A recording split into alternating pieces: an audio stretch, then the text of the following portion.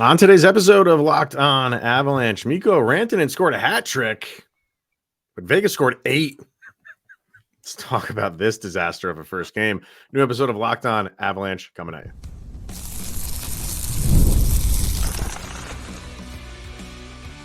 Your Locked On Avalanche, your daily podcast on the Colorado Avalanche. Part of the Locked On Podcast Network. Your team every day. All right, everybody, welcome to the Locked On Avalanche podcast, part of the Locked On Podcast Network, your team every day. I'm your host, Chris Maselli. With me, as always, is Mr. Shaggy Von Doom, Kyle Sullivan. Thank you for tuning in and making this your first listen of the day. That's always appreciated. Make sure you're following us on our social media outlets, LOPN_Avalanche on Twitter X, Locked On Avalanche on Instagram and Threads. Questions, comments, concerns, and opinions, lockedonavalanche@gmail.com. And follow us on our YouTube channel. Hit subscribe, get notified when a new show goes live, and make sure you're subscribed to our Subtext as well. Link to that's in the show notes below. And when you do, you chat with Kyle and I one-on-one. We get your opinion, everything Avalanche related, which we share on this very podcast, which I don't know how many are still up over on Subtext, but we'll check in with them a little bit later if they have anything else to say. Before we get into any of this stuff, way more important things, we do have a couple subtexters who live in Florida. Yeah. Right in the path of this hurricane. So to them and to everybody that's in that area, we're thinking about you. Hopefully you've got out of there and you're safe and you have homes to go back to, because that looks like it's an experience down there right now. So yeah, especially for everybody recovering in the Carolinas and now Florida. The South's getting hit hard. Yeah, you hear us always quote Madam Battleaxe all the time, and Tanya. Those are two subtexters that are in that path. So thinking of you guys right now and everybody else down there. All right, now to dive into this thing, Kyle. You're waiting all year for Avalanche hockey to return, and then you get a 8-4 thumping by Vegas. And it could have been one of those games or one of these episodes where you're saying, well, it started out okay because it did.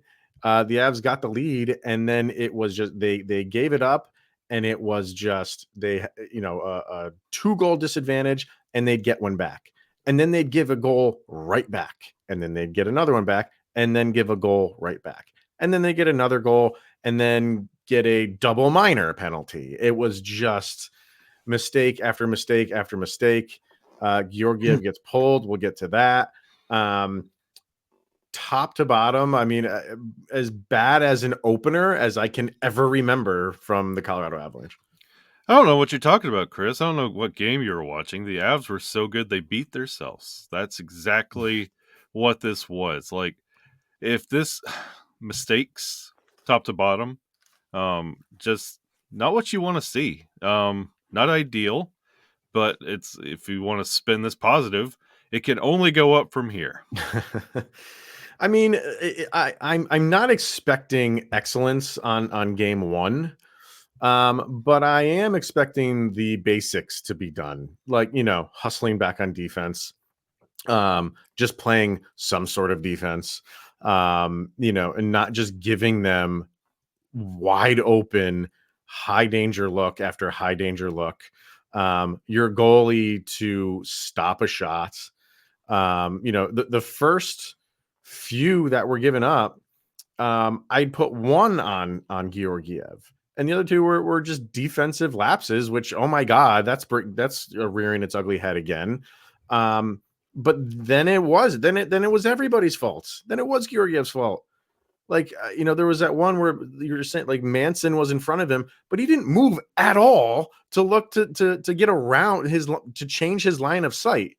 He just let Manson sit there, and the puck got fired on net, and he had no shot to stop it. It's like he wasn't even looking around the guy. It's just like, he'll move.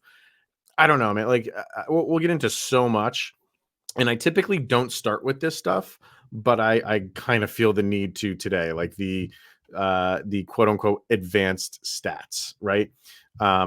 Usually they always tell some sort of story, right? But for this one, the expected goals takes the cake. I've never seen something like this before.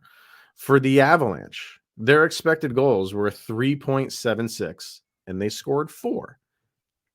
For Vegas, remember, they scored 8. Their expected goals were 2.82. That, if you look at that, you would be like, okay, that site's not updated. They're just lagging behind in updating their site. But that's what it is. You were expected to give up just shy of 3 goals, and you gave up 8. That's one of the worst expected goals discrepancies I think I've ever seen. It was that bad. It was that bad. And trying to digest this game, it's hard to do. Like, the Avs had their chances. Not one member of the Avalanche had a plus attached to their name. Mhm. There are so many little mental mistakes and just puck chasing. And you mentioned Georgiev, like the fundamental where it breaks down, where a shot's at him and he hits his knees, or he just bends over. He doesn't make a effort. It's just, I don't know. Going back to our conversation on should the preseason be longer, I don't know if that would fix it. I don't know what. No. Like, this is just a weird game, and I cannot remember an Avs game that was this frustrating to figure out and watch on television. No. The other one that I get in, I've brought this up a lot of times before, is the deserve to win meter. Mm. I just think it's a fun little thing. The main factor that is taken into account for the deserve to win meter is average goaltending. They simulate 1,000 games with all of the stats going on and everything within that game. They simulate it 1,000 times with average goaltending. And the Avalanche deserved to win this game by the deserve to win meter 60% of the time. And you lost 8-4. It just like the number. This is where analytics can get a little bit crazy, and the people who hate analytics will point to this and be like, it means nothing. I take that the completely opposite way and say, like, well, no, it means a lot, because it doesn't tell the whole story, but it tells a lot of the story too, and how crazy and bad the Avalanche played. Because you play this game again and you get better goaltending and some better defense, you're not going to give up 8 goals in every single game. This team is so much better than that. I don't want to put so much of it on it's game 1, but it is. But you still should not be giving up 8 goals. 7 if you want to say 7, and then an empty net or whatever. I'm not even going to give you the benefit of the doubt of saying 7, because 8 is really what you deserved. Yep. It really is. Were there moments? Sure. Mikko Rantanen had a hat trick. That's great. That is great. And when someone has a hat trick, you usually don't get blown out of the arena like the Avs did. The power play, I thought, looked good. The Avs had moments, but it went back again to everything that when they screwed up, when they had a mistake, they gave up a goal, and there was nobody there to bail them out. There was no goalie there to bail them out. There was nobody helping out on defense to bail them out. It was just mistake after mistake after mistake. And when a mistake happened, Vegas scored a goal, which is just so odd to see in the game of hockey, because it's very difficult to score goals in this game. But it was like, if there was a turnover in the NBA, it's an easy 2 points. That's what it was in this game. It was unbelievable. It was so difficult to watch. And especially, and for the everydayers, this is a stat we like to quote all the time. Vegas, 66% on the faceoff dot, 33% for the Colorado Avalanche. And if you look at that final score, and I told you the Avalanche had 11 more shots than the Vegas Golden Knights, that I would believe that. You know what I mean? Like, I'm saying, like, you scored 4 goals. 4 goals is kind of what you want to score in a hockey game. You outshot the team that doubled you up. Right. When it came to the score. Like, it's all just backwards. All just backwards. And Mikko, like, the performance for the rest of the team really tarnished an incredible stellar night, and probably going to be a narrative until this contract gets signed for Mikko's really having himself a year. Like, he's starting the year with 3 goals. Yeah. Like, that's what you want and what you're asking. And when we had predictions going into this year, this is what we were expecting, inflated numbers because Mikko's on a contract year. Well, you are getting that in spades. Like, this Mhm. was a incredible Mikko game, but the rest of the team completely let him down. And that's, I don't know if that complicates contract talk or No. what that looks like, but that's just, I know we have 81 games to go, but this was just a stinker of a game Yeah. when you had a really shining moment of Mikko Rantanen's career. No, I know a lot of people are gonna kind of feel like this changes the dynamic for his contract talks. I don't, that's always fun to bring into the discussion, but it doesn't. It may be, not on one game. It doesn't make the Avalanche need to all of a sudden go up to his number, whatever his number is, or him increase his number. We all know he's a incredible talent. Like this is nothing new to the discussions. So I'm not one to buy into that, but it makes his case stronger for you should meet me more at my number than me coming down to your number. But do the numbers go? Does his number, what his number was, go up higher? No, it doesn't. It doesn't. But it gives him an argument. Absolutely gives him an argument. So, all right. So obviously more to get to with this game, and we'll discuss the goalie situation because that's where everybody's going to turn to after this one. We'll do that coming up next. First, we're going to hear from FanDuel and NFL fans. You can start this season with a big return over at FanDuel, which is America's #1 sportsbook. So when you get the hunch in the middle of a game, you can check out the latest stats, view live play-by-play, and so much more on the same page where you place your very bets. And you'll get started with $200 in bonus bets guaranteed when you place your first $5 bet. That is $200 in bonus bets guaranteed after you place a $5 bet only at fanduel.com. Of course, America's #1 sportsbook. All right, so more on this game. Alexander Georgiev gets pulled after 2 periods. Just a slog of a game. And like you said, it was, some were not his fault, some were his fault. And that just kind of is a microcosm of everything. I thought outside of Mikko Rantanen, um, and I thought Cale Makar played a very good game, and Nathan McKinnon was fine. I thought, he had a couple assists, I think, but other than, him not getting back on defense on that second goal in the first period, that hurt. That hurt them. So, and it was just a split second that he just stopped skating. That's all a guy needs in this league. I don't put ones like that on Georgiev, but there were plenty that you can put on him. And I think he deserved to get pulled. And Annunen came in. Annunen really wasn't much better. And he got bailed out by a penalty on one goal. Vegas scored a goal, but a penalty was called, so they obviously took that off. Later on, they get a double minor. The Avs do, and Vegas scores 5 seconds into the first 2 minutes.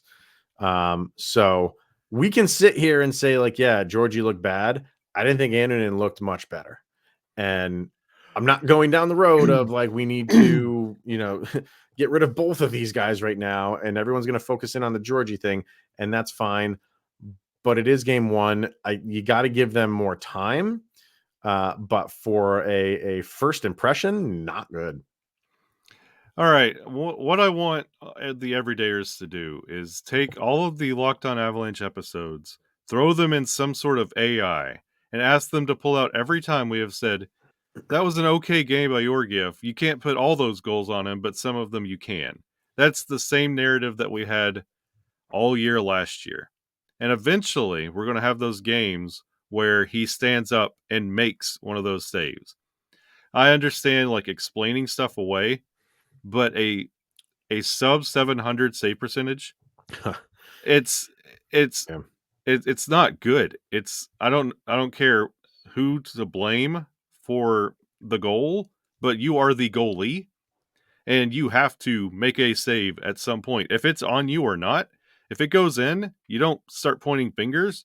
You're supposed to stop the puck.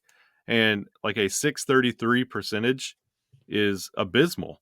And it's hard to, like, you saw that so many times last year. The Avs had so many chances to like come back in games. They played from behind almost all season.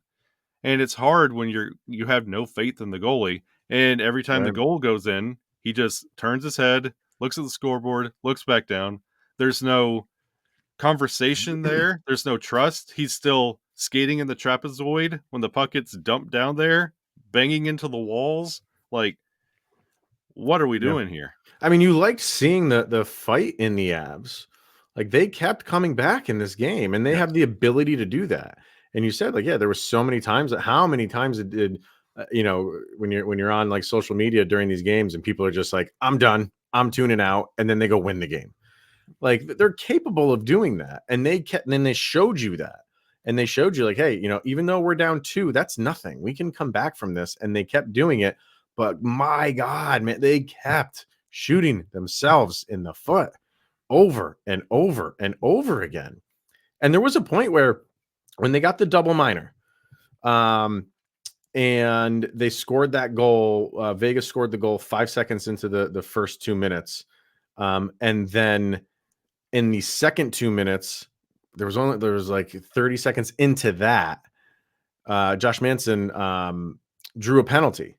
So in my head, I'm like, maybe it was good that the goal was scored that quickly, because that brings it right back down to 2 minutes. And then 30 seconds later, they drew a penalty. So that I went back and checked the times of it just in case like this game went a different way. Obviously didn't, but that was around 11 minutes and 30 seconds left is when they got the double minor. So if the full 4 minutes go, that's down to 7 minutes and 30 seconds. But Manson drew the penalty at 10 minutes and 17 seconds. So just it's a 4-minute penalty, and about a minute and 15 seconds came off of that. And I'm like, that's a thing. Like if they can come back, and that you could look back on that and say like, hey, like even though you gave up the goal, it might have been better in the long run that you did. Clearly didn't work out that way. But being an Avalanche fan and knowing that they can come back from being down almost anything, that was in my head of, yeah, you gave up the goal, but maybe that's the good thing that you did, because time comes off of that power play and you have more time to work with. But I should have known better, because that was at a point in the game where they just tripped over themselves so many times. And for this game, at least, it just was not going to happen where they were able to overcome all of those mistakes. This is like a team in the NFL having like 5 turnovers and expecting to win that game still. It's just not going to happen. It didn't happen today. And I'm trying not to get too overly crazy about it, because it is just one game. But when the one game goes this way, you throw your hands up and just be like, let's just move on. Well, that was a cute narrative last year. The Avs can find a way, quote unquote. That's an old playoff tagline that the Avs had. They found a way to win. Eventually, you got to start questioning why you're in that situation in the first place. You shouldn't constantly have to be coming down from all these goal deficits and having to pull all these heroics on a nightly basis like you're the Globetrotters and have to find ways to win the game. You need to go out there and go wire to wire and win a game Avalanche style. Like Nathan MacKinnon, they were up 1-0 in this game. First goal of the year, Nathan MacKinnon. Like that should have enough momentum to keep you Mikko going. Rantanen. Mikko Rantanen. Yeah. But still, like that should be enough to keep you going. The Avs so many times last year, I think, escaped a lot of the problems by coming back and winning those games, while disregarding the fact that the mishaps on defense, just not being able to score when you need to, and then, of course, the goalie play put you down so many times. The Avs need to get back out there, because this roster that we talked all offseason, as long as you have this roster, you have a chance. Well, they need to get back out there and start dictating games instead of letting the games get away from them, and they have to wake up and get fired up and try and win these games. They got to get out there and take control of these games. Funny thing is, man, like, and I'm not trying to, and people everydayers know I'm not a Vegas fan. You scored 8, like, congratulations, you scored 8. But I'm not sitting here feeling like you can't beat that team. I'm really interested to hear what the Vegas guys are saying. Like, are they feeling like that they just completely outplayed the Avs, or were the Avs so bad and they just capitalized on all of those horrible mistakes?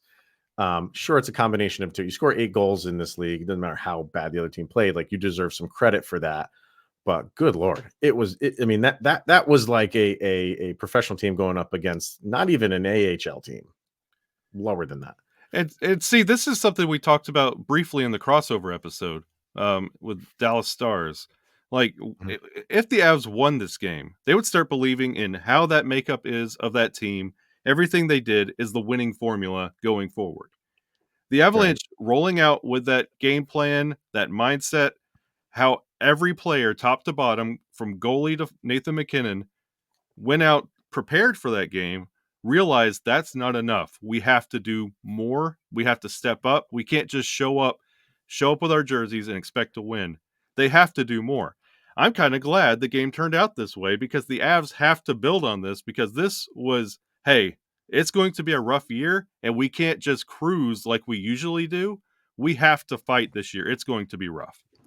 I'm glad you said that, because that's kind of what I wanted to bring up next, especially with the young guys and what a learning experience this is. I mean, for the entire team, obviously, but think about if you're, the young crop here, and this is like your first game, not, the first game of the season, and especially with like guys like Callum Ritchie, and this is what happened.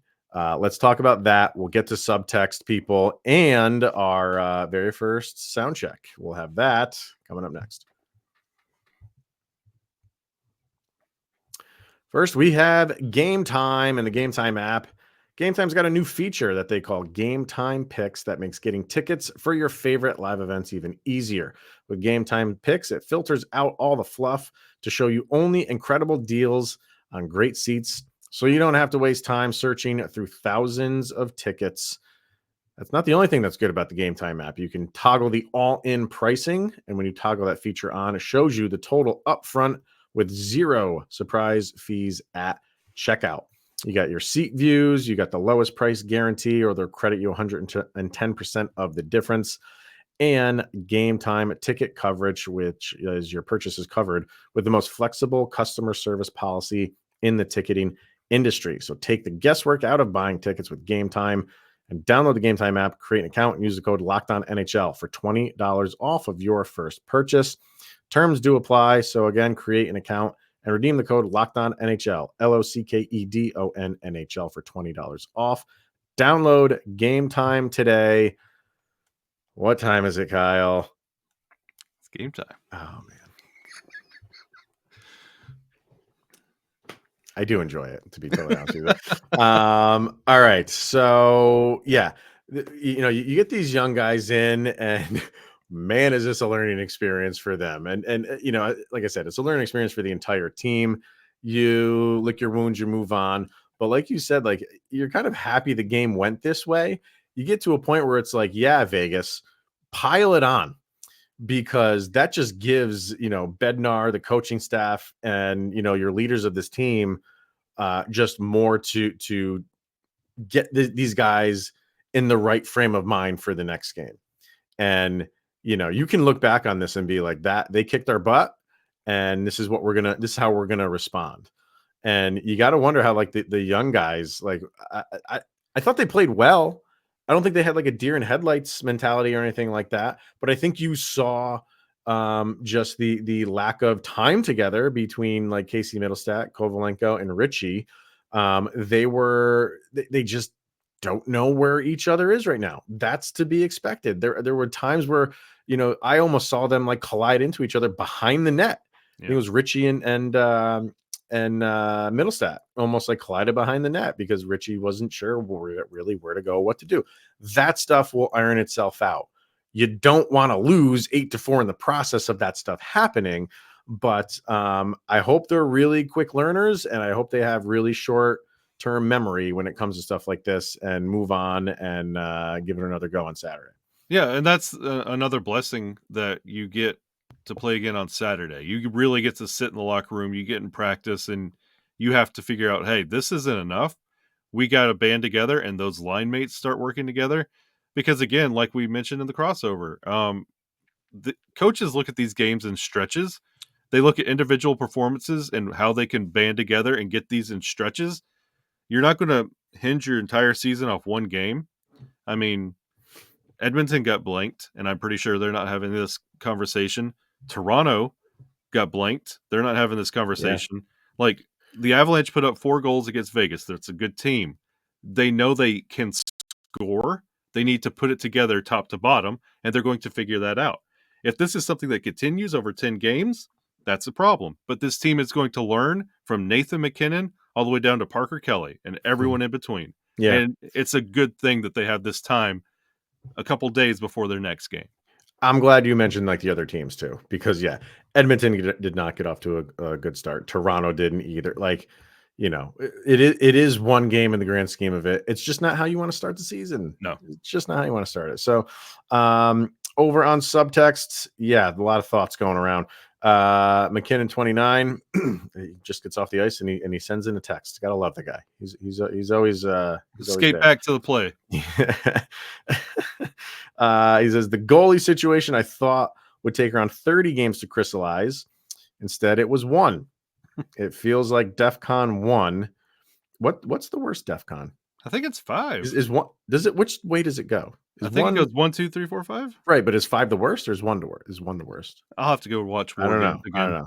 Well, it's a DEFCON that he's putting us in, so either one is bad.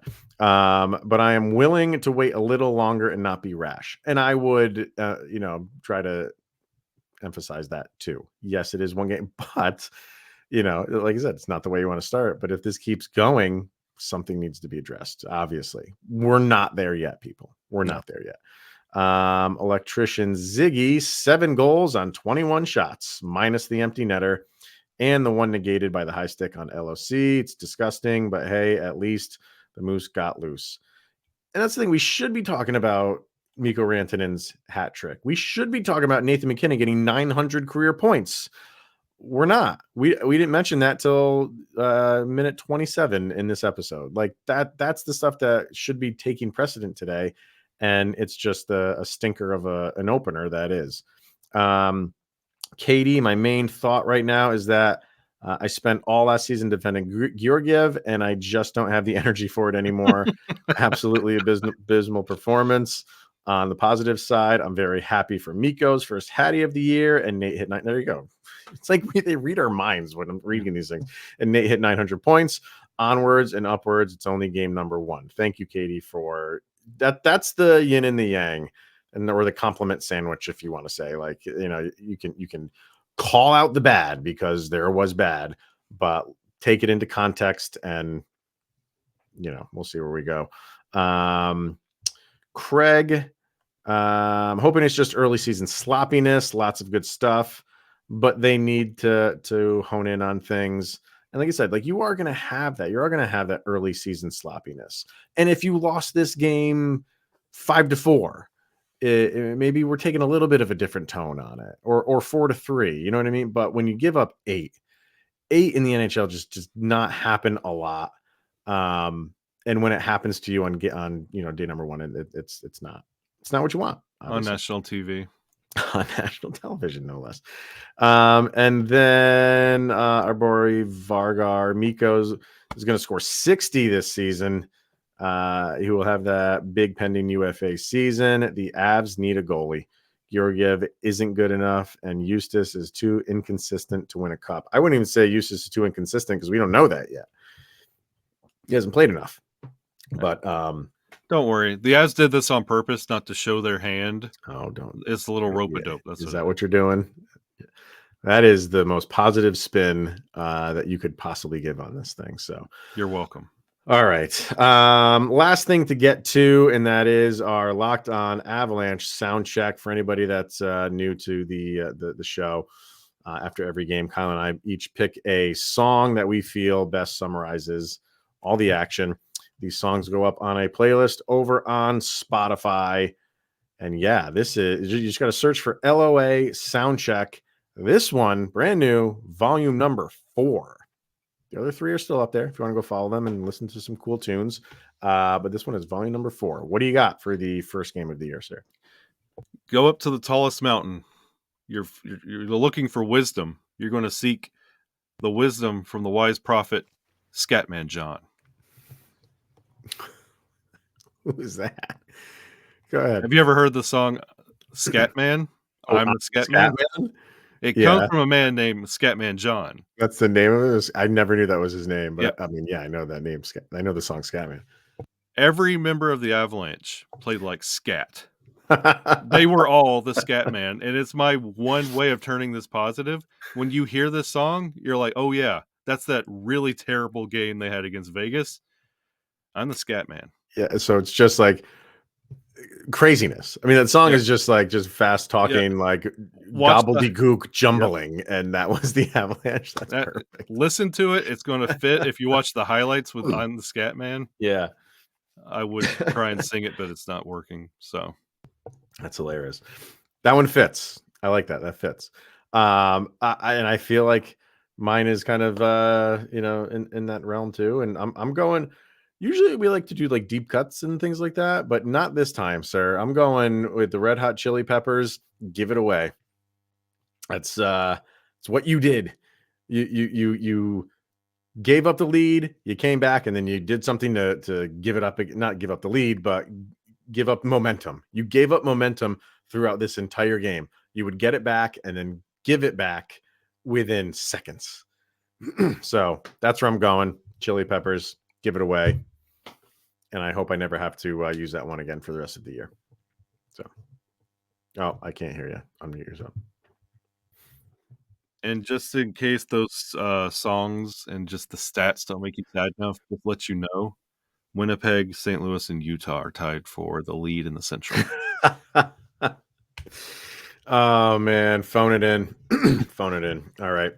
That's going to wrap it up for today, people. We will be back tomorrow after we've calmed down and maybe have some different takes. We'll bring those in. And going to do an interesting crossover just for a segment for tomorrow with one of the hosts from Locked On Chicago Bulls.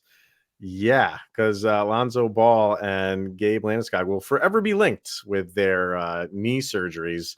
And they're both kind of on the same trajectory and on the same kind of road to recovery. So I wanted to meet up with one of those guys, and we'll kind of talk about the similarities in their injuries and their recoveries and how things are going. So we'll talk to, I think that'll be our first basketball crossover on Locked On Avalanche. That'll be fun. So, all right, that's going to wrap it up for today, everybody. He is Mr. Shaggy Von Doom, Kyle Sullivan. I am Chris Maselli. This is the Locked On Avalanche podcast. We're one day closer to Sidney Crosby being in an Avalanche sweater. Oh, how we could have used him tonight.